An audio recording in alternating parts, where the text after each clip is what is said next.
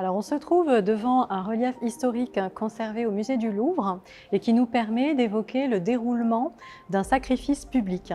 Donc, le sacrifice, c'est vraiment le rite le plus important de la religion romaine publique. Il formalise le lien entre les dieux de la cité et les hommes. Et c'est vrai que le culte impérial fait partie intégrante du culte public. Donc, l'empereur était régulièrement associé en tant que destinataire via son génie ou son noumène, aux divinités de la cité. Il faisait partie des destinataires des sacrifices très régulièrement. Le sacrifice était effectué en lien avec la plupart des actes publics. On formulait aussi souvent à ces occasions des vœux pour le salut ou la sauvegarde de l'empereur. Alors sur ce relief, on voit représenter les deux étapes principales du sacrifice public.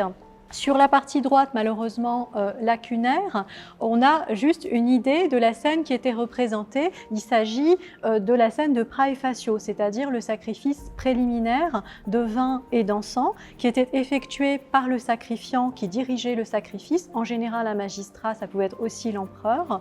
Ici, malheureusement, il n'est pas conservé, mais on observe le regard des participants qui sont tournés vers lui. On voit aussi le petit assistant qui a ouvert le coffret contenant l'encens qui va être sacrifié. Et donc, cette première étape du sacrifice, elle permettait de convoquer la divinité et de l'inviter à recevoir ensuite le sacrifice animal, ici en l'occurrence 2 taureaux qu'on s'apprête à immoler. Ce qui est intéressant aussi, c'est que sur les reliefs historiques romains, bien souvent, on va représenter de manière simultanée des actions qui se succédaient dans le temps. Ici, le sacrifice préliminaire n'est pas encore achevé, que finalement le premier victimaire brandit déjà sa hache, dont on a perdu l'extrémité, pour assommer le premier taureau.